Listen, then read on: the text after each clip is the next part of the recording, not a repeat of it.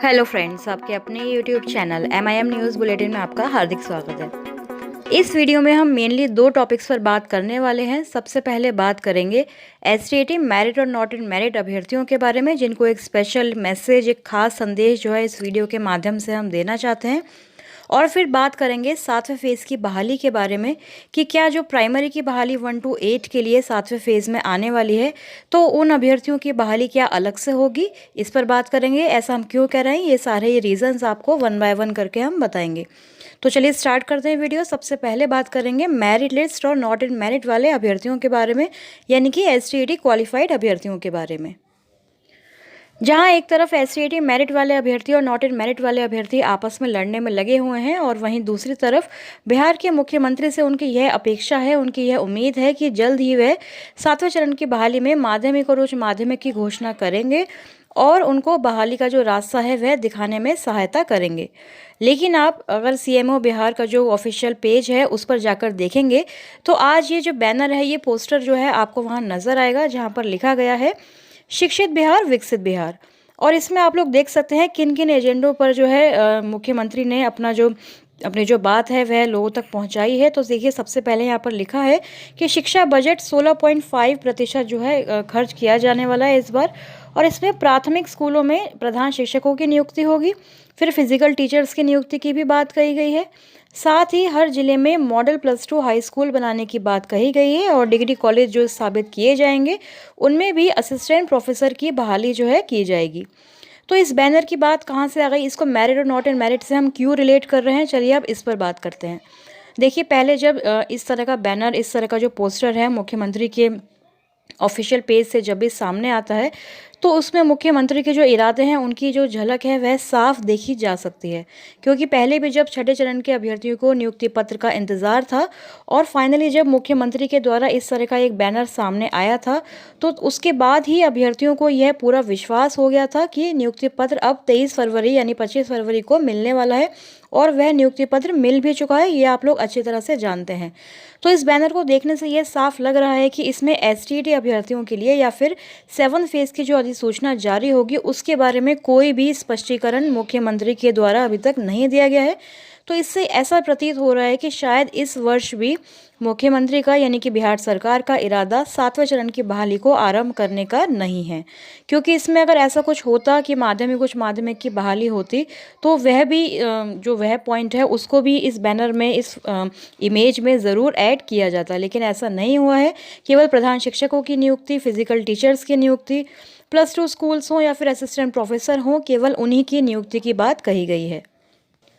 तो ऐसे में STAT मेरिट और नॉट इन मेरिट, यानी कि जो टोटल STAT 80,402 अभ्यर्थी क्वालिफाइड अभ्यर्थी हैं, उनसे हमारा यही एक मैसेज, यही एक अपील रहेगी उन सभी अभ्यर्थियों से कि फ़िलहाल जो मेरिट और नॉट इन मेरिट के लेकर आपस में क्रिटिसिज्म चलता रहता है सोशल मीडिया व अन्य प्लेटफॉर्म्स पर, उन सब चीज़ों को साइड में रखते हुए सरकार से यही अपील करें, सरकार पर पूरा यही दबाव बनाया जाए कि 7वें चरण की जो अधिसूचना है उसको जल्द जारी करे सरकार। क्योंकि बहुत सारी सीट्स जो हैं रिक्त हैं, बहुत सारी सीटों की संख्या बढ़ेगी भी 7वें चरण में माध्यमिक उच्च माध्यमिक के लिए। कल भी सोशल मीडिया पर यही चर्चा थी कि बहुत सारी सीट बढ़ेंगी, 33,916 सीटें और आने वाली हैं जो पहले पद सृजित हुए थे। साथ ही 37 रिक्तियाँ STAT नोटिफिकेशन के समय निकाली गई थी। उसके बाद जो 6 फेज़ की बैकलॉग सीट्स रहेंगी, यानी कि जो 6 फेज़ में नियुक्ति हो जाएगी, उसके बाद जो पद रिक्त रहेंगे वह भी 7 फेज़ में ट्रांसफ़र होंगे। तो इसलिए सीटों की संख्या पर्याप्त मात्रा में बिहार सरकार के पास मौजूद है। केवल ज़रूरत है सरकार को नोटिफिकेशन जारी करने की, और वह नोटिफिकेशन तभी जारी होगा जब आप लोग सभी एकजुट होंगे, एक मंच पर आएंगे, मेरिट नॉट इन मेरिट को छोड़कर केवल STAT अभ्यर्थियों के हित की बात करेंगे, वह तभी संभव हो सकता है। क्योंकि शिक्षा मंत्री ने तो कह दिया है कि दोनों ही मेरिट और नॉट इन मेरिट नियुक्ति के पात्र होंगे, लेकिन सिर्फ पात्रता नहीं चाहिए अभ्यर्थियों को जॉब चाहिए, उनको पक्की नियुक्ति चाहिए। तो इसलिए केवल पात्रता हासिल कर लेने से या फिर जो STAT सर्टिफिकेट है उसको अपने पास फाइल में, फोल्डर में रख लेने से आपको जॉब नहीं मिलने वाली है।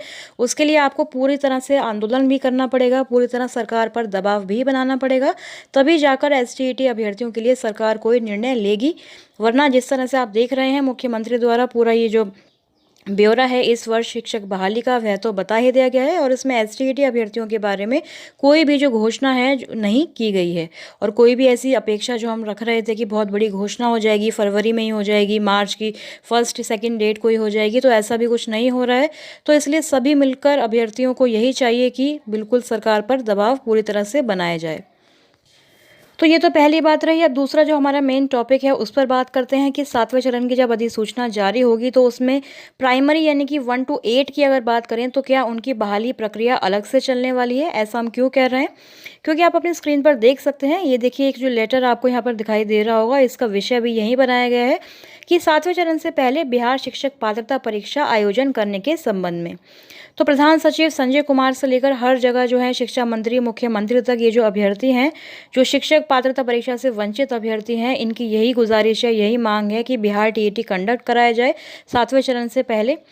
तो अगर ऐसी गुजारिश ये कर रहे हैं तो हो सकता है कि इस पर सरकार गौर ज़रूर देगी, लेकिन आप लोग यह अच्छी तरह समझ लीजिए कि अगर बिहार टीईटी की परीक्षा होती है तो कम से कम 5 साल लग जाएंगे आपको 7वें चरण की अधिसूचना का इंतज़ार करने में। क्योंकि आपने देखा था कि जब साल 2017 में बिहार टीईटी का आयोजन हुआ था, उसके बाद उन अभ्यर्थियों की बहाली अब जाके साल 2022 में पूरी हो पाई है, उनको अब जाके नियुक्ति पत्र मिला है। तो यदि आप लोग चाहते हैं कि 1 to 8 के लिए बिहार टीईटी का आयोजन हो तो आपको साथ में यह भी डिमांड रखनी चाहिए कि अलग से इनकी जो बहाली है वह की जाए, क्योंकि उनके चक्कर में जो बिहार एसटीईटी अभ्यर्थी हैं या फिर जो बाकी बचे हुए अभ्यर्थी हैं पहले के, उनके साथ अन्याय नहीं होना चाहिए। क्योंकि ऑलरेडी एसटीईटी अभ्यर्थी जो हैं 2019 से ये सब चीज़ें झेलते हुए आ रहे हैं, कभी री एग्ज़ाम के लिए, कभी रिजल्ट के लिए, कभी सर्टिफिकेट के लिए वह परेशान हो रहे हैं, मेरिट नॉट इन मेरिट के इतने सारे कोर्ट केसेस भी चल रहे हैं। तो इसी वजह से ऐसा होना चाहिए कि 7वें चरण की बहाली में माध्यमिक उच्च माध्यमिक के लिए सरकार पहले जो नोटिफिकेशन है उसको जारी कर दे, क्योंकि अगर बिहार टीईटी का इरादा सरकार रखती है तो उसमें तो बहुत ज़्यादा वक्त जो है ज़ाया होने वाला है। लेकिन बिहार टीईटी के जो ये जो मांग कर रहे हैं अभ्यर्थी, ये सारे ही अभ्यर्थी नहीं हैं, क्योंकि कुछ ही अभ्यर्थी हैं जो मतलब इसी सेशन के होंगे या फिर जिन्होंने सीटेट क्वालिफाई नहीं कर पाए होंगे। तो केवल गिने चुने अभ्यर्थी हैं जो बिहार टीईटी की मांग कर रहे हैं। विधानसभा में आपने देखा था कि जो एमएलए संदीप सौरभ हैं, उन्होंने सीटेट और बीटेट पास अभ्यर्थियों के लिए 7वें चरण की बहाली जो है मार्च में ही स्टार्ट करवाने की मांग भी की थी। तो आइए पहले सुनते हैं उन्होंने क्या मांग की थी, उसके बाद आगे की चर्चा हम जारी रखेंगे। सीटेट बीटेट उत्तीर्ण सभी अभ्यर्थियों के लिए 7वें चरण की बहाली हेतु 2014 से 2021 तक सभी रिक्तियों को जोड़कर मार्च महीने में अधिसूचना जारी करने की मांग करता हूं। इस बहाली में ऑनलाइन व सेंट्रलाइज प्रक्रिया अपनाई जाए तथा डोमिसाइल नीति लागू हो। फ्रेंड्स, सुना आपने किस तरह से संदीप सौरभ ने विधानसभा में भी आपका जो मुद्दा है सीटेट बीटेट पास अभ्यर्थियों का वह पहुंचाया था। तो आप लोगों से यही गुजारिश रहेगी, यही अपील है कि अभी फ़िलहाल बिहार टीईटी की जो बात आप लोग कर रहे हैं उसको अगर आप करेंगे तो बहुत ज़्यादा समय बर्बाद होने वाला है। क्योंकि जो परीक्षा होगी उसमें कोई ना कोई ऐसी गड़बड़ी हो जाएगी, कदाचार होगा, लीक होगी परीक्षा, फिर री एग्ज़ाम होगा, फिर रिजल्ट आएगा, आंसर की आएगी, बहुत ज़्यादा टाइम लगने वाला है। तो इसलिए 7वें चरण को डिले करने के लिए सरकार को फिर से एक और बहुत अच्छा बहाना आप लोग दे रहे हैं, अगर आप ऐसी मांग कर रहे हैं। तो अगर ऐसा होता है तो एसटीईटी अभ्यर्थियों को यह भी चाहिए कि 7वें चरण में केवल माध्यमिक और उच्च माध्यमिक की बहाली की ही बात करें। जो प्राइमरी की, एलिमेंट्री की सरकार बात करती है कि उसका भी नोटिफिकेशन हम एक साथ ही लेकर आएंगे, तो वह एक साथ वाली बात अब बिल्कुल नहीं चलने वाली है। क्योंकि अगर बिहार टीईटी कंडक्ट होता है तो लगभग 4 से 5 साल जो है आप लोगों के बर्बाद हो जाएंगे। तो इसलिए सभी अभ्यर्थियों को चाहिए कि केवल माध्यमिक उच्च माध्यमिक की ही बहाली के लिए सरकार पर जोर दिया जाए और उनसे यही अपील की जाए कि जो एसटीईटी अभ्यर्थी हैं उनको बहाल करने के लिए जल्द से जल्द 7th फेज़ का जो नोटिफिकेशन है उसको जारी करे सरकार। क्योंकि अप्रैल मई में फिर जो नगर निकाय के चुनाव है उनकी तैयारी सरकार स्टार्ट कर देगी, तो उसके बाद फिर वह कुछ नहीं सुनने वाली है। क्योंकि सरकार के पास कोड ऑफ कंडक्ट यानी कि आचार संहिता का एक बहुत ही अच्छा एक्सक्यूज़ होता है, जिसको वह 2-4 महीने तक चलाएगी। उसके बाद फिर यह वर्ष भी ऐसे ही बीत जाएगा, फिर बिहार टीईटी की घोषणा हो जाएगी। तो इस तरह से चीज़ें जो हैं आगे डिले होती जाएंगी। तो इसलिए एसटीईटी अभ्यर्थियों को इन सारी चीज़ों पर अभी ध्यान देने की बहुत ज़्यादा ज़रूरत है। अगर वह चाहते हैं कि इसी साल और इसी महीने जल्द से जल्द 7th फेज़ का नोटिफिकेशन आए, तो उनको सरकार पर लगातार दबाव बनाना चाहिए। सोशल मीडिया एक बहुत अच्छा प्लेटफॉर्म है। ट्विटर कैंपेन के माध्यम से या किसी भी अन्य माध्यम से आप लोगों को सरकार तक अपनी बात ज़रूर पहुँचानी चाहिए।